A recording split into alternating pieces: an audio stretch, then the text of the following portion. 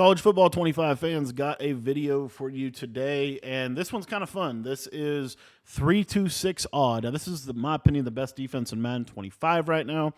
And this is also probably the best defense in college football 25. And the reason why is because we found a way to make this defense work for you.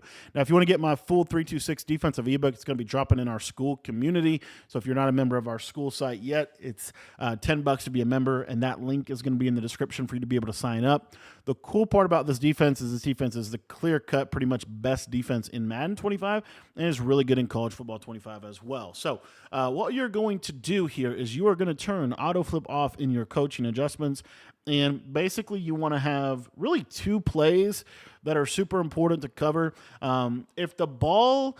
So you have the strong eagle slant 3, so you want to have this as an audible in your audibles, if I can put it in here. And then you also want to have the play overload, if I can find the play, overload 3-seam. These two plays are kind of the key plays for this defense. And then if you want to come out in the double safety blitz, you can do this. So if I could find the double safety blitz, double safety go, you can come out in this. And then you can audible to your plays. So overload 3-seam. Now, notice when you audible, the only thing that's going to happen is the slot corner is going to go back to where you want him to go. Now, all you're going to do to set the splits up is you're just going to move this guy a step or two to the left side, and then you can put the slot corner in whatever coverage you want. Now, this is the right hash blitz. We're going to go over the left hash blitz as well, but what you'll see is this blitz will basically come right through the middle, untouched on the right hash mark. Now, if you don't want to have to manually click onto people and move people, what you can do is if your linebacker ever goes down like this, or if you just don't want to click onto people, you can just spread the linebackers. If you just spread the linebackers, this pretty much is going to take care of this. So again, this is what the play would look like if you wanted to play. Cool part is the adjustments in this defense is really good. But anyways, you'll see here, he'll kind of just shoot right through the middle, and this is an instant A-gap blitz every single time. Now, if the ball is on the other hash mark, so let's say the ball's over here, and obviously in college, hash marks are super impactful. If the ball is over here, let me show you this blitz. So we're going to do the same exact setup. I don't know why that happened. Let's move this guy over. But anyways, you're going to see here that this blitz is not as good on this left side of the field, okay? So this is why we have this play in our audibles, strong eagle slant 3. Now, if you don't want, like, let's say you want to leave this guy over here, just leave him over here. You can just man him up on the guy. It's not a big deal. And the defense is pretty much set up, and then you can just shade underneath. So you don't have to do that, but this 4-man is going to loop oftentimes around this outside. So that is the other variation of this pressure.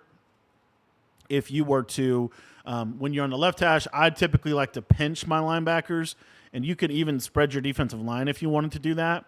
And basically this will kind of create this like soup. See there, you see it? And there's kind of the loop causing either an A-gap blitz or a loop blitz is going to occur. So again, strong eagle slant 3, spread your, pinch your linebacker, spread your D-line, and then you have this look like this, and then you can feel free to, you can shade underneath. You can create a cover 3 cloud with adjustments, whatever you want to do. And here you see there's that loop. But again, you can potentially get that A-gap in.